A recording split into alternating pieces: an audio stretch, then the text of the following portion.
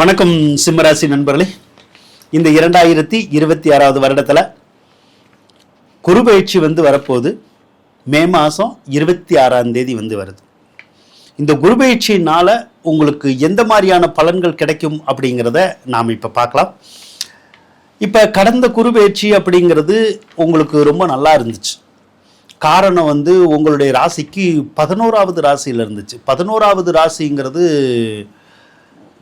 சர்வ பாக்கியங்களை கொடுக்கறது, சர்வ லாபங்களை கொடுக்கறது, நினைச்சு பார்க்காத காரியங்களில் கூட வெற்றிகளை கொடுக்கறது. அப்படி உங்களுக்கு கொடுத்துருந்துருக்கும். நிறைய உதவிகளை கொடுத்துருந்துருக்கும். சாஸ்திர ரீதியாக வேலை பார்க்குறவங்க, தொழில் பண்ணுறவங்க, அவங்களோட நல்ல சிநேகிதங்களை கொடுத்துருந்துருக்கும். அவங்களால மிகப்பெரிய நன்மைகள், அவங்களால மிகப்பெரிய உதவிகள் அதெல்லாம் கூட கொடுத்துருந்துருக்கும். ஆக குரு பகவான் கடந்த காலத்தில் லாபங்களையும் நன்மைகளையும் மட்டுமே கொடுத்துக்கிட்டு இருந்தார். சரி, இப்போ குரு பகவான் உங்களுக்கு 12வது ராசிக்கு வருவார். அதனால நன்மைகளை கொடுக்க மாட்டாரான்னா அப்படி கிடையாது. நன்மைகளை கொடுப்பார். கொடுக்கறதுக்குடைய ஒரு அமைப்பு உங்களுக்கு இப்பயுமே இருந்துக்கிட்டே தான் இருக்கு. இதில் என்ன அப்படின்னு கேட்டிங்கன்னா, இந்த விபரீத ராஜயோகம் அப்படின்னு சொல்லுவோம். இப்போ சிம்ம ராசிக்கு அஷ்டமாதிபதி தான் குரு பகவான். அவர் 12வது ராசிக்கு வர்றாரு இல்லையா, அதைத்தான் நம்ம விபரீத ராஜயோகம். அதாவது ஒரு மறைவிடத்துக்குடைய கிரகம் இன்னொரு மறைவிடத்தில் போய் மறைகிற போது அவங்க நிறைஞ்ச பலன்களை கொடுப்பாங்க, நிறைய நல்ல பலன்களை கொடுப்பாங்க. அதைத்தான் நம்ம விபரீத ராஜயோகம் அப்படின்னு சொல்கிறோம்.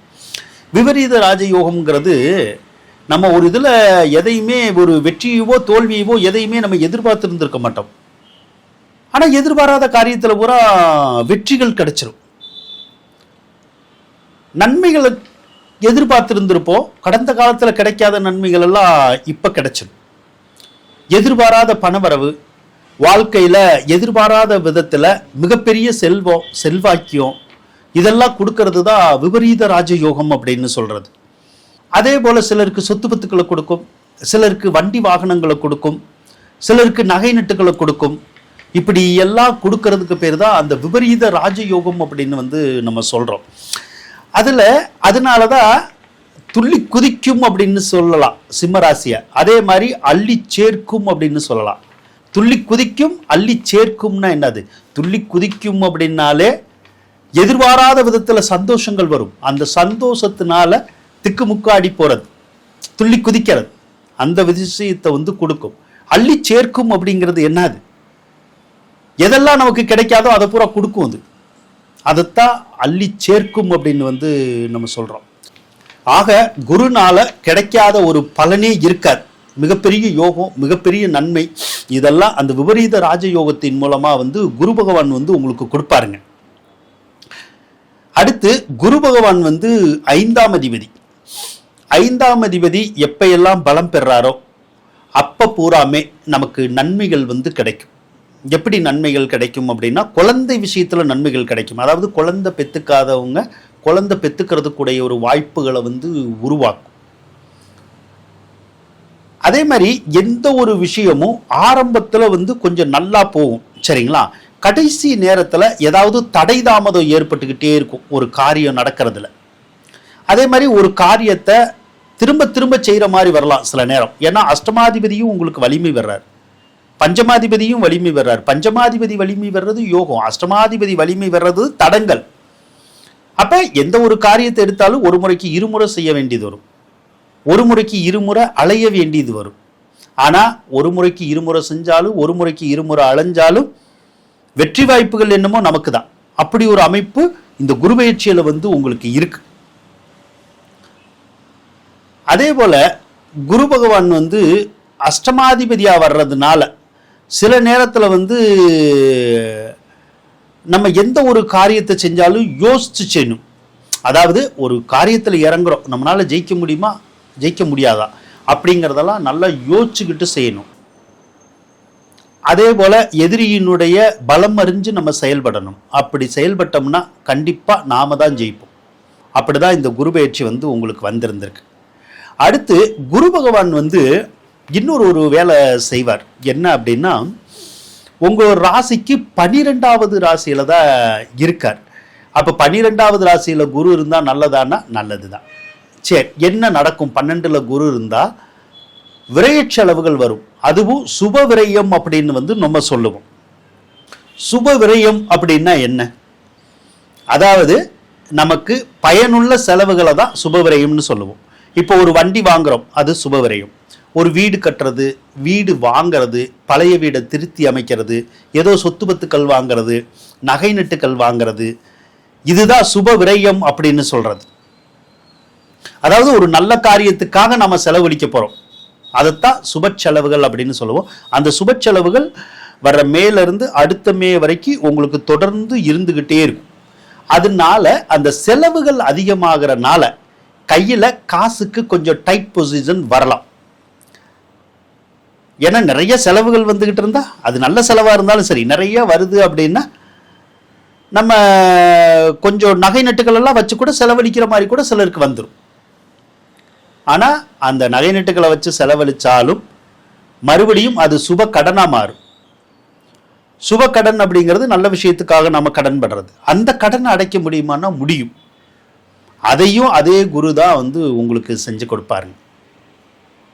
அதுக்கப்புறம் கோயில்னால விரயம் அப்படின்னு சொல்லுவோம். இது சுப செலவானா சுப செலவு தான். கோயில்னாலனா அடிக்கடி கோயிலுக்குளம் போவோம். கோயிலுக்குளம் போகிறதுக்குடைய வாய்ப்புகள் உங்களுக்கு கிடைக்கும். இதுவரைக்கும் கோயிலுக்குளமே நம்மளால போகிறதுக்கு விருப்பம் இல்லாமல் இருந்தால் கூட இப்போ விருப்பங்கள் அதிகமாக வரும். சமீப காலமாக பாருங்க, அதிகமாக கோயிலுன்னு சொல்லி நீங்கள் போயிட்டே இருப்பீங்க.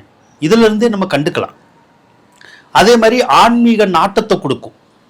ஆன்மீகத்தில் போகிறதுக்குடைய வழிகளை நமக்கு ஏற்படுத்தி கொடுக்கும். அதனால கோயில், அந்த ஆன்மீக சார்ந்த விஷயம் இதெல்லாம் உங்களுக்கு அற்புதமாக உருவாகும். அதே மாதிரி கோயில் தொடர்புடையவங்க, சாஸ்திர ரீதியாக இருக்கவங்கனாலெல்லாம் நமக்கு நன்மைகளை அவர் உருவாக்கி தந்துடுவார். பேங்க்னால விரயம்னு வரும். பேங்க்னால விரயம்னா கடன்கள் உருவாகும். கடன்கள் உருவாகினாலும் நம்மளால அந்த பேங்க் கடனாக இருந்தாலும் வேற கடனாக இருந்தாலும் கட்ட முடியும். இதுவும் நம்ம சுப விரயம் அப்படின்னு தான் சொல்லுவோம். கோர்ட்டுனால விரயம்னு வரும் ஒரு சிலருக்கு. அது ஒன்று தான் தொந்தரவு. எல்லாத்துக்கும் வராது கோர்ட்டுனால தொந்தரவு. ஆனால் ஒரு சிலருக்கு ஏற்கனவே கோர்ட்டு கேஸுகள் நடந்துகிட்டு இருக்கும், அதனால தொந்தரவு வரும். இல்லை அப்படின்னா புதுசாக கூட ஒரு சிலருக்கு அந்த கோர்ட்டு கேஸுகள் வரலாம், ஏதோ ஒரு வகையில் வரலாம். அதனால அந்த செலவினங்கள் அப்படிங்கிறது கொஞ்சம் இருக்கதான் செய்யும். அடுத்து மருத்துவத்தினால செலவுகள் அப்படின்னு வரும். மருத்துவத்தினாலனா நமக்கும் நம்ம வீட்டில் இருக்கவங்களுக்கும் ஏதாவது ஒரு வகையில் மருத்துவ செலவுகள் ஏற்படலாம். அது கூடிய ஒரு அமைப்பும் கொஞ்சம் இருக்கதான் செய்யுது. அதுக்கப்புறம் குழந்தைகள்னால செலவு அப்படின்னு வரும். இந்த ஒரு விஷயத்துல மட்டும் நாம ரொம்ப கவனமா இருக்கிறது நல்லதுங்க. குழந்தைகள்னால என்ன செலவுன்னா என்னன்னா, சில நேரம் குழந்தைகள் பெத்துக்கிறதுக்காக நம்ம செலவழிப்போம், அது மருத்துவ செலவு. ஒரு சில நேரம் குழந்தைகள்னால செலவு அப்படின்னா குழந்தைகளுக்கு ஏதாவது நோய் நொடி வந்துடும் நம்ம பிள்ளைங்களுக்கு, அதனால மருத்துவ செலவு வந்துடும். அதே மாதிரி ஒரு சிலருக்கு கர்ப்பமாகிற மாதிரியான விஷயங்களை உருவாக்கிட்டு அதுக்கப்புறம் என்ன பண்ணுன்னா அந்த குழந்தைகளையே விரயம் பண்ணும். குழந்தைகளையே விரயம்னா என்னது? இப்போ கர்ப்பமாக இருக்கும், அந்த கர்ப்பம் அபார்ஷன் ஆகுது அப்படி வச்சுக்கோங்க. அது அதைத்தான் குழந்தைகளே விரயம் அப்படின்னு சொல்றது. அப்ப குழந்தைகள் சம்பந்தப்பட்ட விஷயத்துல நம்ம கவனமா இருக்கணும். ஏன்னா ஒரு சிலரெல்லாம் 5-6 மாசமா கூட கர்ப்பமாக இருப்பாங்க, நிறைஞ்ச கர்ப்பமாக கூட இருக்கும். திடீர்னு பார்த்தீங்கன்னா அபார்ட் ஆகிறதுக்கான வாய்ப்புகள் ஒரு சிலருக்கு இருக்கும். அதனால இந்த கர்ப்பிணி பெண்கள் மட்டும் கொஞ்சம் கவனமா இருக்கிறது நல்லதுங்க. ஒரு சில நேரத்தில் பிள்ளைகளுக்கு தேவைப்பட்ட காரியங்களை செஞ்சு கொடுக்கறதுக்காக கூட நமக்கு செலவுகள் வரலாம். ஆனால் எது வந்தாலும் நமக்கு மிகப்பெரிய பாதிப்பை ஏற்படுத்தாது, மிகப்பெரிய தாக்கத்தை கொடுக்காது. ஆக சிம்ம ராசிக்கும் விபரீத ராஜயோகத்தை இந்த குருபெயர்ச்சி கொடுக்கும் அப்படின்னு சொல்லலாங்க. வாழ்த்துக்கள் நண்பர்களே. இந்த வீடியோ உங்களுக்கு பிடிச்சிருந்துச்சுன்னா லைக் பண்ணுங்க, ஷேர் பண்ணுங்க, மறக்காம சப்ஸ்கிரைப் பண்ணுங்க. நன்றி நண்பர்களே.